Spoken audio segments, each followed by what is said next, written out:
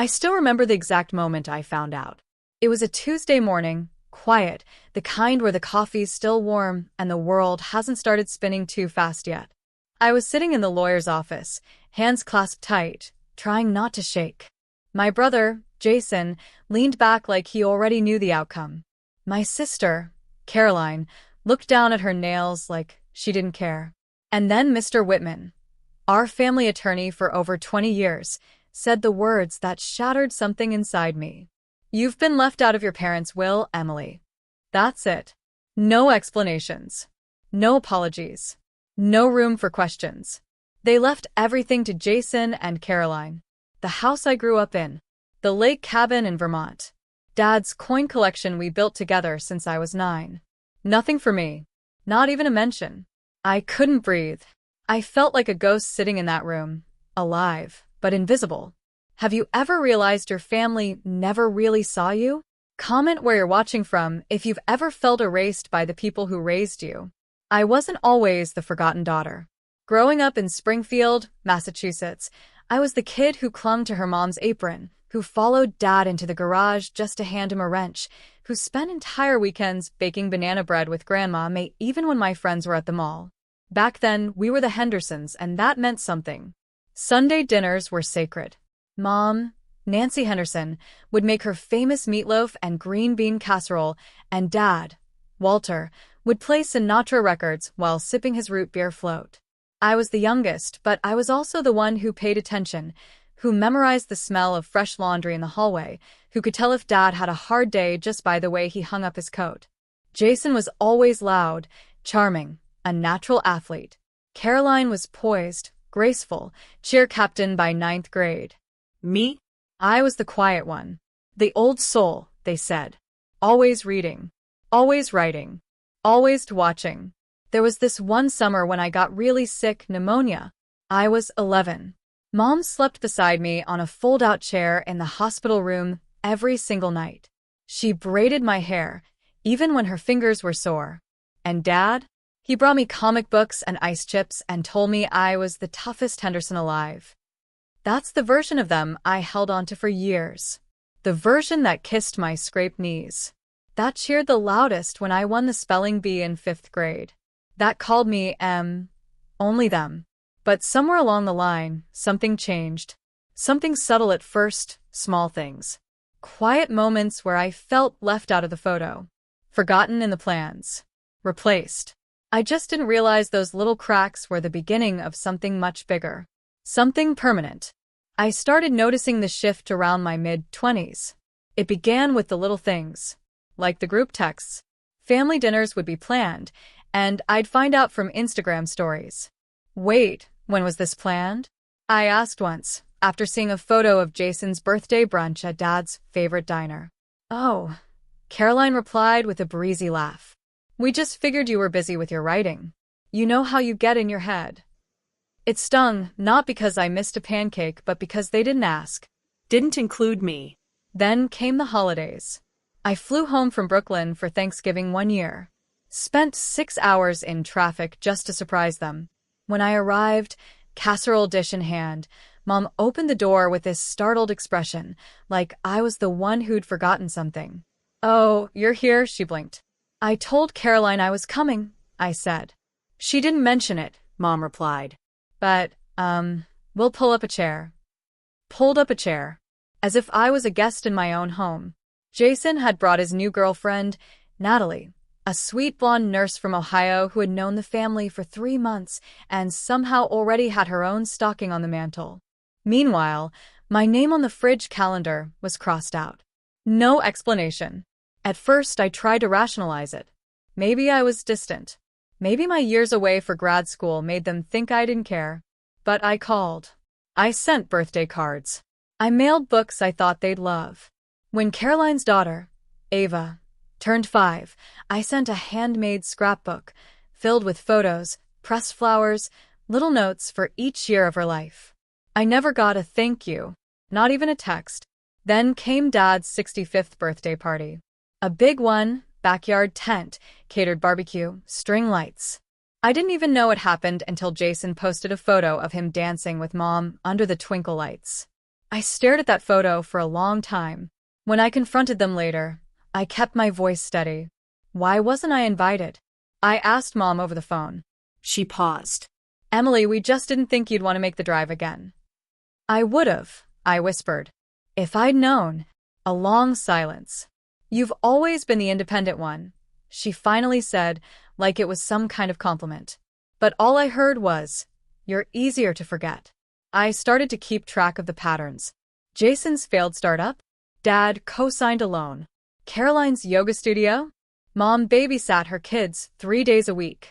When I needed help covering a dental bill after my freelance gig dried up, Mom sent a 3-word text. Try care credit. It wasn't just neglect. It was selective support. Intentional absence. And the worst part? They never said anything cruel.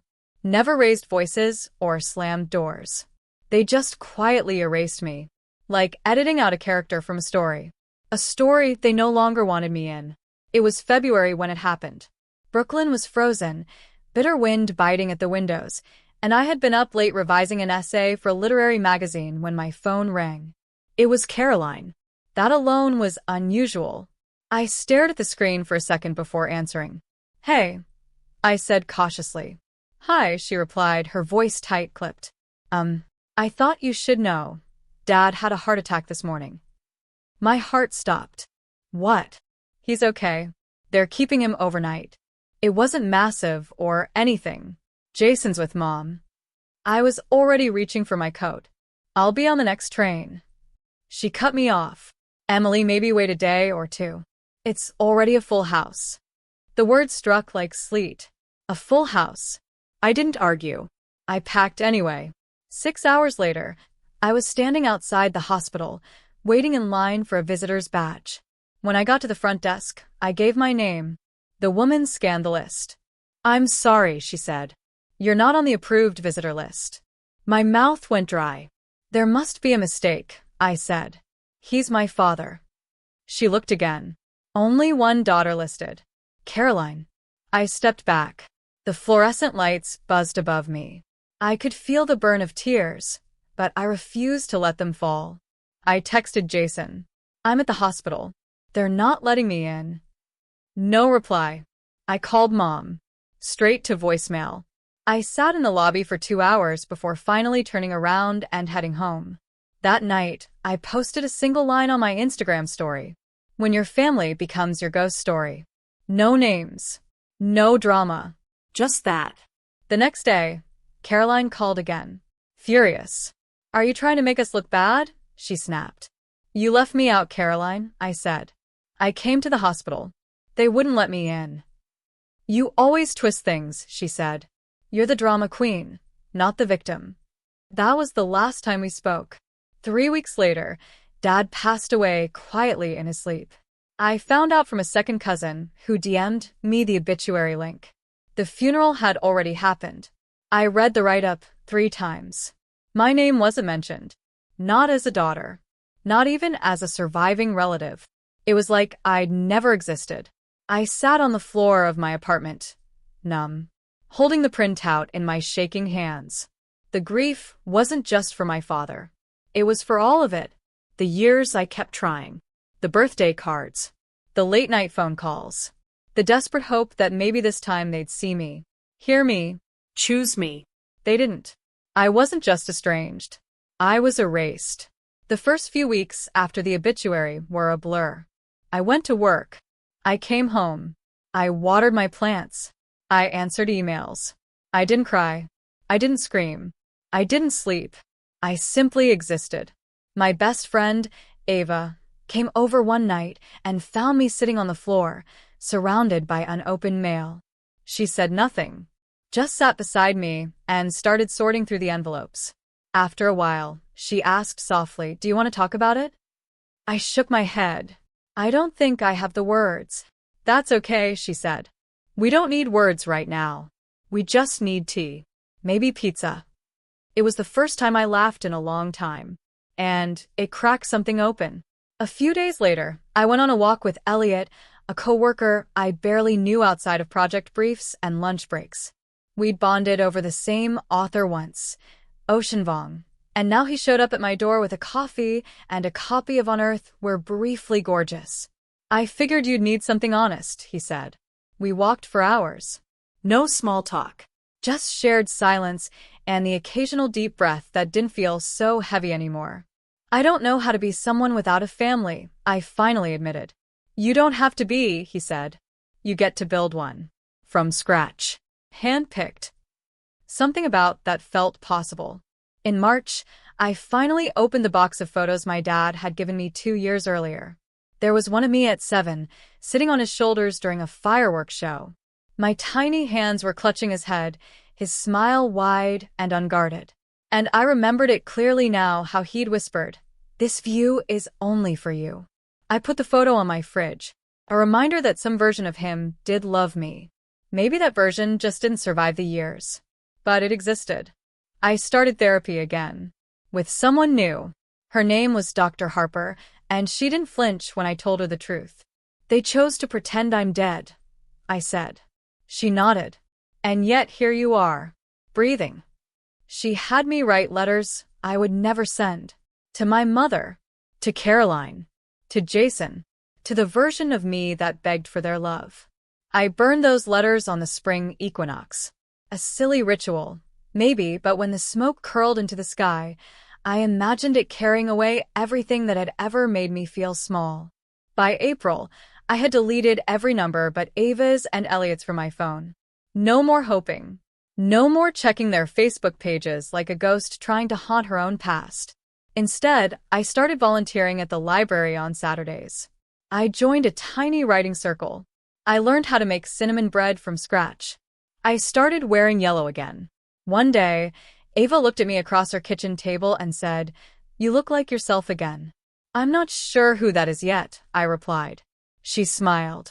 That's the exciting part. By May, I stopped answering the question, "Do you talk to your family?" with shame.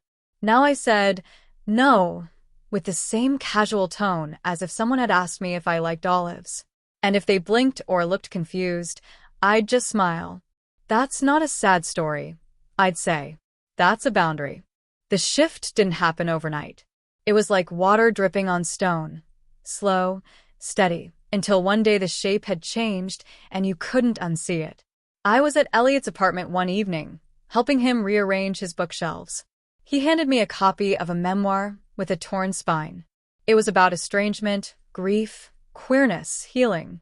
I held it like it was something sacred. He said, "You've lived enough to write your own by now." That night I went home and opened a blank document. Title, Things That Didn't Break Me, Even Though They Could Have. I wrote the first page. And the second. And then I kept going. I started saying yes to things I would have once avoided out of fear I'd be seen as too much. A pottery class. A camping trip. A date with a woman named Riley, who wore rings on every finger and called me Sunflower when I blushed. I told her on our third date. My family cut me out, said I was better off dead than different. She didn't flinch, didn't try to fix it. She just said, "Then I guess your rebirth was on purpose." In June, Caroline sent an email. The subject line was, "I read your blog. We should talk." I stared at it for an hour. My palms were slick with sweat. And then I clicked delete. No explanation. No closure. Just choice. It wasn't revenge. It wasn't cruelty. It was peace. The blog she mentioned had started small, just a few essays I posted under a pen name.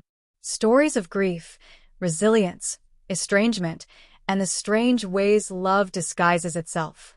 But it grew. Comments started pouring in. I thought I was the only one who lost a family while still alive. My mom told me I had to choose between being gay and being her daughter. I chose me. Your story gave me the courage to walk away. And suddenly, my life wasn't a wound. It was a mirror. People saw themselves in me. And I saw them. And we weren't alone anymore. I hosted my first public reading in July. Ava sat in the front row. Elliot brought flowers. Riley filmed it on her phone, mouthing the words she already knew by heart. I stood on that tiny stage, holding my own story in my hands. My voice didn't shake. I ended with a line I'd written in the margin of a journal months earlier. I am not your prodigal daughter. I am the storm you called a curse, and I made it into a garden. The room went quiet. Then applause. Not polite. Not performative. Real. In August, I changed my name legally. Not because I hated the one they gave me, but because I wanted to give one to myself. One that felt like mine. Emily became M. Rowan. A name that sounded like roots and rivers and everything I had built on my own. I threw a chosen family dinner party that fall. Ava brought soup. Elliot made garlic bread that could kill a vampire. Riley brought candles and tarot cards. We toasted with cider and loud laughter. I looked around the room, this ragtag constellation of humans who chose to love me, no matter how messy or complicated I was, and I knew. This was the miracle. Not reconciliation, not forgiveness, but this, joy without permission. There are days it still aches, like when I see a mother and daughter holding hands, or when I walk past a family-owned restaurant that says ST 1979. But I remind myself, I have earned every inch of the peace I now live in. I built a life from the rubble, and in doing so, I became something stronger than before. Not unbroken. Not untouched, but undeniable. If you're reading this and you're still inside it, still walking on eggshells, still twisting yourself into smaller and smaller shapes, still hoping that if you're just good enough, quiet enough, strong enough, forgiving enough, maybe they'll see you. Maybe they'll change. Let me tell you the truth. It's not your fault. And it never was. They taught you that love means pain, that family means sacrifice, that loyalty means silence, that speaking your truth means being ungrateful. But listen, you are not ungrateful. You are not broken. You are not too much. You are awakening. And awakening always feels like betrayal to those who benefit from your sleep. I know you've rehearsed every version of what if. What if I confront them and they finally understand? What if I cut them off and regret it forever? What if I'm the problem? What if I'm just being dramatic? But here's what you haven't asked. What if your healing is more important than their comfort? What if you were never meant to carry the legacy of their pain? What if leaving isn't weakness? It's wisdom.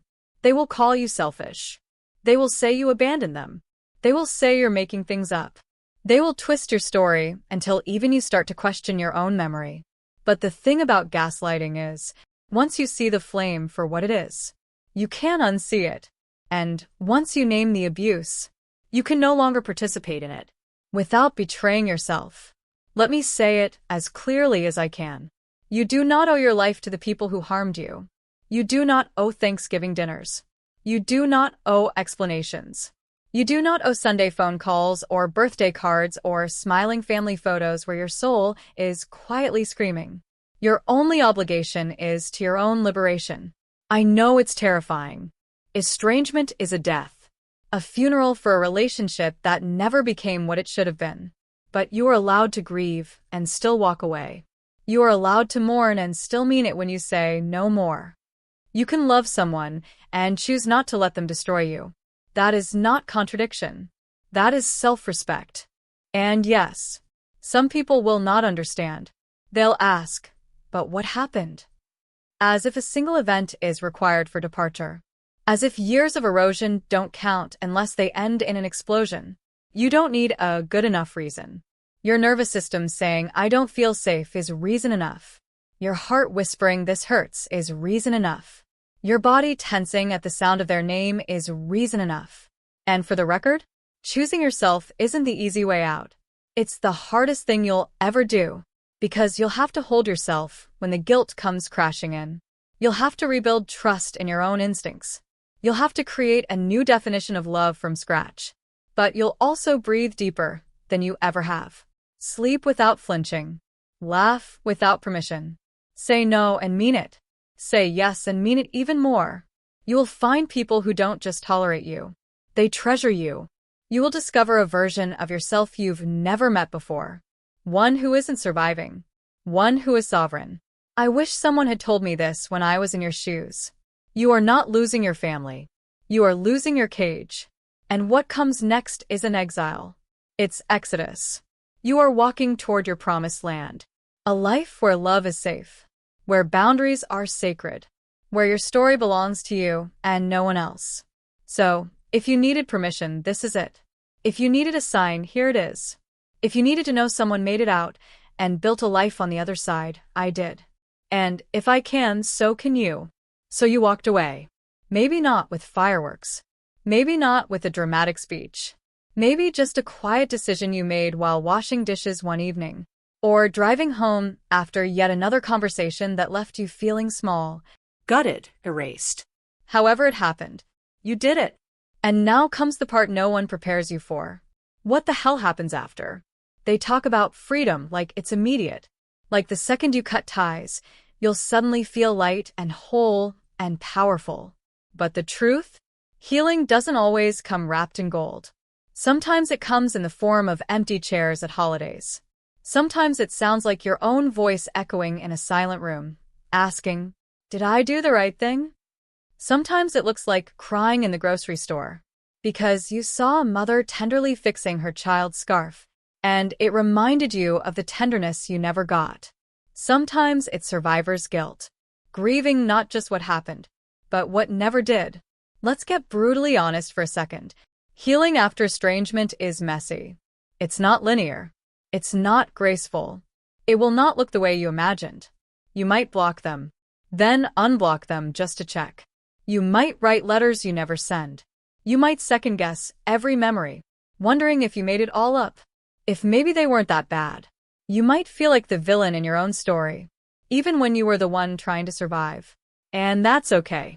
You're reprogramming years, sometimes decades, of manipulation, suppression, and self-abandonment.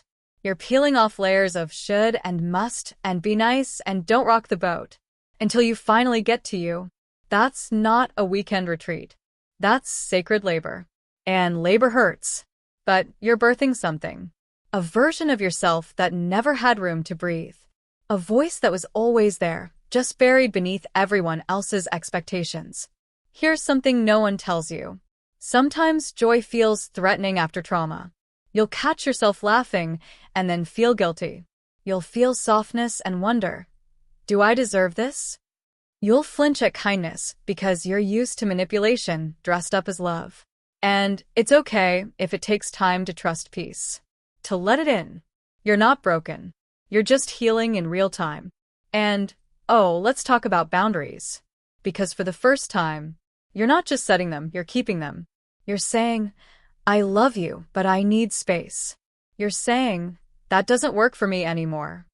You're saying no, without a dissertation attached to it. And it feels terrifying at first, like you're pushing people away. But what you're actually doing is making space for the ones who'll come closer with respect. There will be new triggers, too. Conversations that make your chest tighten. Movies that hit too close to home.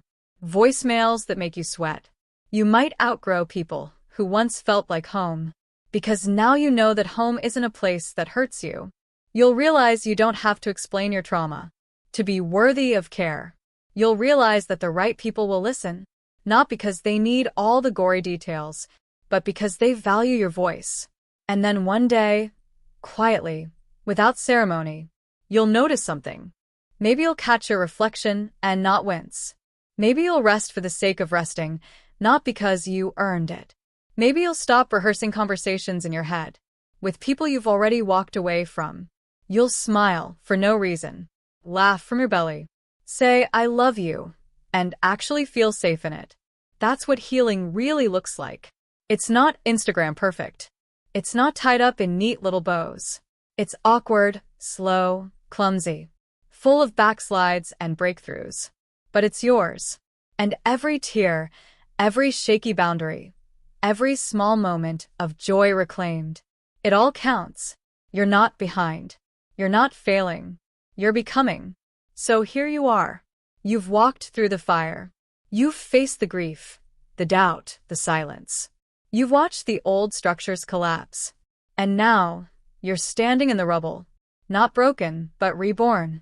And now the question arises. What do I build instead? Because humans? We are wired for belonging. We crave it, not from neediness, but from sacred design. The ache for connection isn't a weakness. It's a compass. And this time, you get to choose. No longer bound by obligation or guilt, you get to build a family. Not one dictated by blood or tradition, but one that feels like home in your nervous system. This is your chosen family.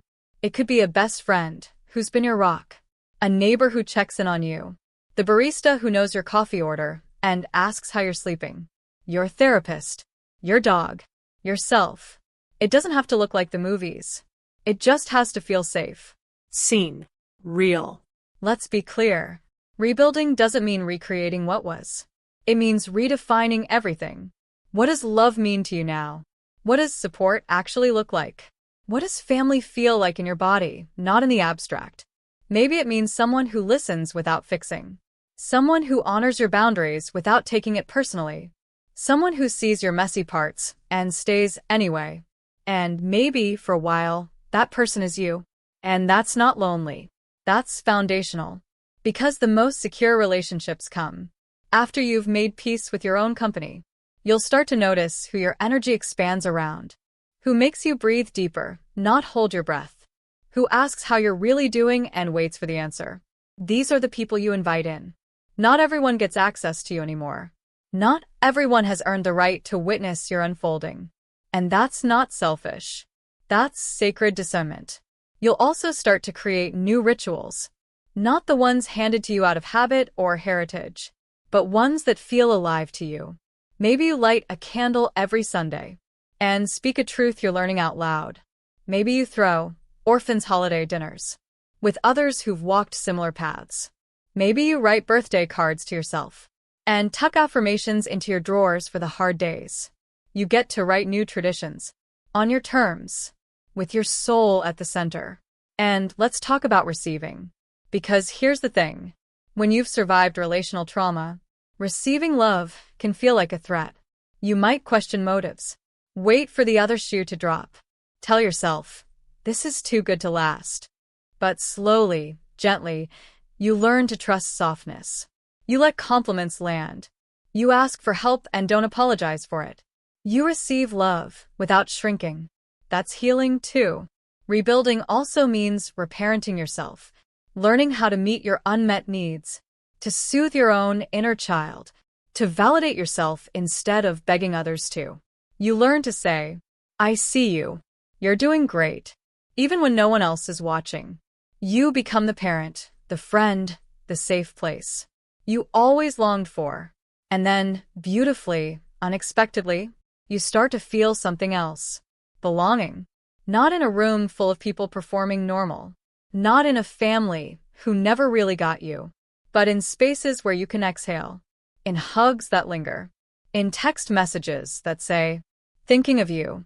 No need to respond. In laughter that doesn't come with a price. In your own body, as you sit alone on a Tuesday night. Content. You realize that home was never a house. Never a bloodline. Never a title. It was always a feeling. A return to yourself. A mirror in another soul. A moment of radical self-trust. And now, you carry it with you. Everywhere you go. After the storm, the silence can be deafening. But in that silence, you find your voice. A voice that no one else can take away. Because it comes from inside, not from outside approval. You begin to understand that your worth isn't tied to their acceptance. It never was. You are not defined by the pages they wrote out of your story. You're the author now. Every morning, you wake up with a quiet power. A deep knowing that no matter what happened, no matter how they chose to exclude you, you are enough. You stop waiting for calls, texts, or invitations that never come. Instead, you call yourself first. You invite yourself to celebrate. You gift yourself kindness. You start chasing dreams you shelved for too long. Maybe it's going back to school, starting a business, or moving to a new city. Maybe it's learning to dance, painting, or finally writing that book. Whatever it is, you do it unapologetically. Because your future isn't chained to their past decisions. It's wide open, full of possibility. You learn to set boundaries that protect your peace. And you enforce them fiercely. No more toxic conversations. No more emotional manipulation. No more half-hearted apologies or empty promises. You become a guardian of your own energy. And when those old voices from your family try to pull you back into drama, you stand firm. You don't have to explain yourself. You don't have to defend your feelings. You simply walk away, knowing that your peace is your priority. You also find new people who see you really see you. Friends who cheer for your wins, hold you in your losses, and never make you question your worth. You build connections rooted in respect and love. Connections that nourish your soul rather than drain it. One of the most powerful moments comes when you look in the mirror and say, I survived. I'm still here. And I am proud of who I've become. There is no bitterness, only strength. No victimhood, only victory. You rewrite the narrative from pain to power. Your story becomes a beacon for others. For those who feel abandoned, betrayed, or unseen. You become proof that you can rise beyond the hurt. That family can be chosen, love can be rebuilt, and life can be beautiful again. So to anyone watching this, who's feeling lost, alone, or excluded, Hear this. your story is not over.